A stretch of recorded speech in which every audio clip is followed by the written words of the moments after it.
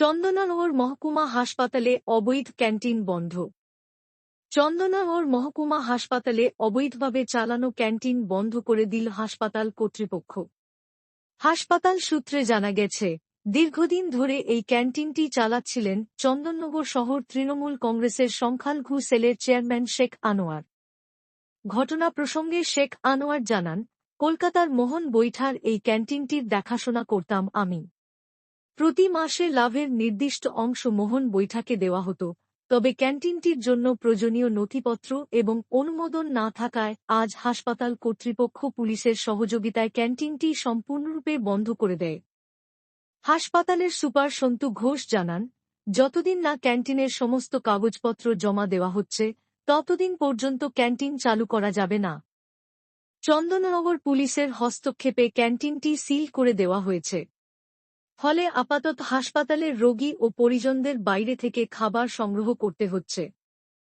এখন প্রশ্ন উঠছে, দীর্ঘদিন ধরে অনুমোদনহীন এই ক্যান্টিন কিভাবে হাসপাতাল প্রাঙ্গণে চালু ছিল এবং প্রশাসনের চোখ এড়িয়েই বা এতদিন চলল কিভাবে?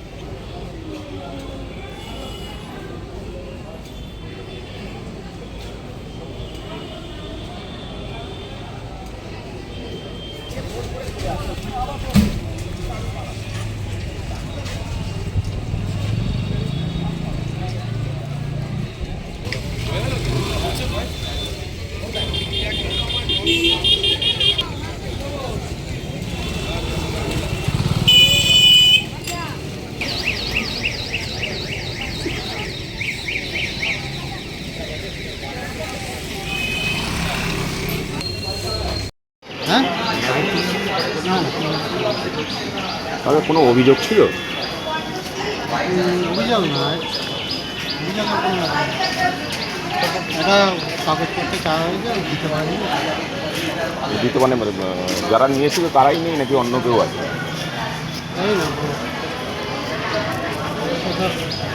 ওখানে এতদিন ধরে চালিয়ে এসছে, আমাদের কাছে কাগজপত্র চাওয়া হয়েছে, কাগজপত্র দিলে তারপর। মানে আদৌ কি ওরাই নিয়েছিল কিনা সেটাও শিওর নয়? না, আমার আমলে তো আমি জানি না, আমার আমলে একটা অংশ আমার আছে। এমনি আপনাদের কাছে যে কাগজ আছে, হ্যাঁ, যারা চালাচ্ছে তাদের কাছে যাওয়া হয়েছে, কাগজপত্র দিয়ে আপনাদের কাছে যে কাগজ আছে মানে তাতে কার কার কাছে হ্যান্ড ওভার আছে এখন? না, আমার কাছে কিচ্ছু নেই। মানে এটা কি এসডিও সাহেব নিজে এসে বন্ধ করে? স্যার এখানে কোথাতে আমাদের হসপিটালে। হ্যাঁ, এখানে মানে আনোয়ার আমাদের আমরা দেখে নিচ্ছি। বলছি তৃণমূলের আনোয়ার যিনি এসছেন, মানে ওনারই কি আছে ক্যান্টিনটা?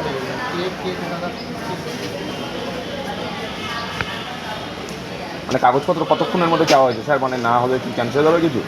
মানে নোটিশ তো দেওয়া আছে, তার মধ্যে কাগজ না দিতে পারলে? না দিতে পারলে বন্ধ। ঠিক আছে, থ্যাংক ইউ। দিতে পারিনি মোহন ভাইটা, ঠিক আছে। মোহন ভাইটা কে ছিলেন উনি? হ্যাঁ, উনি কে ছিলেন?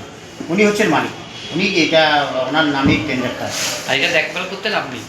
হ্যাঁ, আমি দেখাশোনা করতে পারি। কতদিন আগে টেন্ডার মানে উনি নিয়েছিলেন এটা?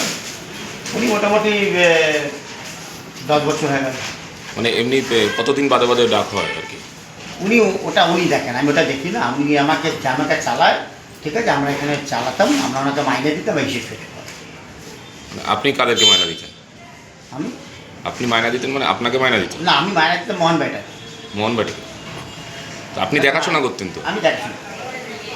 তারপর আপনি উনি কাগজ দিতে পারিনি, আমার সঙ্গে কোনো ঝগড়া নেই, কাগজপত্র দিতে পারিনি আমরা, ঠিক আছে। ওনারা বলেছেন তা প্রশাসনকে সম্মান শ্রদ্ধা রাখতেই হবে, যাতে আমাদের একসাথে আমরা আছি, ঠিক আছে, একসাথে থাকি আমরা, ঠিক আছে। না, সুপার সাহেব বলছেন অনেকবার বলা হয়েছিল কোনো কাগজই ওরা দিতে পারেনি। না, ওরা অনেকবার বলা হয়েছিল, বলেছে, আমি তো অস্বীকার করছি না, বলিনি। উনি কাগজ দিতে পারলেন না, সেটা ওনার ফেলিওর, সেটা তো হাসপাতালের ফেলিওর না। তার নামটা কি? মোহন বৈঠা। বৈঠা মানে তারই ছিল বলছে? তারই টেন্ডার তারই নিয়েছে। আর আপনি দেখাশোনা করতেন না? সাবে করতাম। তাহলে আপনি ওনাকে মায়না কেন দিতেন? আপনি তো ওনাকে মানে বিক্রি বাটা হলে তার একটা ভাগ দেবেন। না না, মাইনে দিতাম, মাসে ওনাকে 2000 টাকা বা 3000 টাকা দিতাম, লাইট ফাইট আমার অনেক টাকা দিতাম। মানে ওনারই তো ভাড়া তো মানে উনিই তো উনি নিয়েছেন। নিয়েছেন কলকাতা থেকে, উনি অন্য জায়গা থেকে নিয়েছেন, উনি হচ্ছেন মেন মালিক। হ্যাঁ, ঠিক আছে, আমাদের কাছে এটা কোনো নেই। ঠিক আছে, উনি বলেছেন আমাদেরকে, ঠিক আছে, ইডিও সাহেব বলেছেন আমাদের ইডিওর সঙ্গে আমাকে সম্মান রাখতে হবে, যাতে আমার এখানে মেয়রের তারা সম্মান রাখতে হবে। উনি বলেছেন যেটা, ঠিক আছে, আমরা বলেছি যে জিনিসপত্রগুলো, ঠিক আছে, আপনাদেরকে জিনিসপত্র যখন বলবেন আমরা বাড়ি দেবো। তাহলে এখন কি নিয়ে বেরিয়ে যাচ্ছেন? না, এখন বেরিয়ে যাচ্ছি না, আমি কাগজপত্রগুলো কিছু রেখে নিচ্ছি।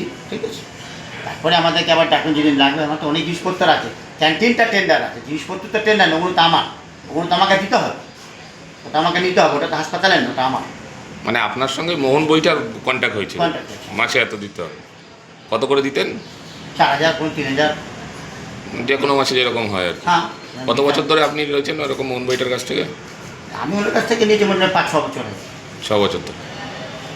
তো মানে আপনি তো শাসক দলের লোক, মানে কি বলবেন? সুপার বলছেন যে এতদিন ধরে ব্যবসা করছে, কোনো কাগজ দিতে পারছে না, মানে আপনি তো শাসক দলেরই একজন লোক, এরকম স্বাস্থ্য ব্যবস্থার মধ্যে। কাগজ দিতে পারছি না এটা বলে অস্বীকার করা, আমরা কাগজ দিয়েছি। উনি যে কাগজটা চাইছে, আমরা তো চুরি করি না, আমরা টেন্ডার থেকে নিয়েছি।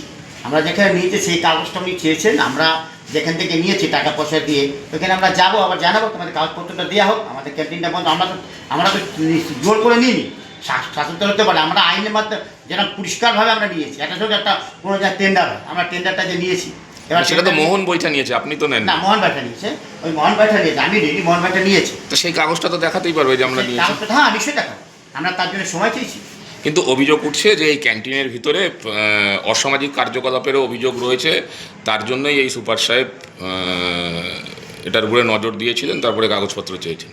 না, এগুলো সাবান ভুল। যদি এইভাবে যদি দেখা যায়, যদি সুপার যদি বলে থাকে, আমি কি জানি না, আপনার কি বলে, সুপার যদি আমার সামনে বলে এটা ভুল। ক্যান্টিন আছে, এখানে ভালো ভালো ডাক্তার না, আছে। সুপার সরাসরি নয়, বহু মানুষ অভিযোগ করছেন যে এই না, ক্যান্টিনের অভিযোগ, মধ্যে একটা লোক হাসপাতালে তো এখানে বিরোধী দল সবসময় অভিযোগই দিয়েছে যে হাসপাতালে কোনো কাজ হয় না, দেখেন আমাদের সরকারে যা কাজ হয় আশা করি কোনো জায়গায় কাজ হয়। এটা তো ভুল, এটা তো বিরোধী দলরা বলছে, এটা বিজেপির লোক বলবে, এটা সিপিএমের লোক বলছে, আর বিজেপির লোক তো বলবে, বিজেপির লোক এখানে ঘোরাঘুরি করে এরা বলে, এরা তো বলে হাসপাতালে কোনো কাজ হয় না। লেকিন আমি জানি দীর্ঘদিন আমি সোশ্যাল করছি, আর এখানে নানা করে 28 থেকে 30 বছর আছে, আমি জানি কাজ ভালো হচ্ছে। তাহলে এখন থেকে কি মানে কাগজ জোগাড় করার বা চেষ্টা করবেন আপনারা? আপাতত না, বন্ধ কাগজ হয়েছে জোগাড় করেন, আমরা কাগজ তাকে 20 দিন সময় চাইছি, 20 দিনের মধ্যে তার কাগজটা আমরা দেবো। 20 দিন। আপনার নামটা? আমার নাম মোহাম্মদ আহমদ।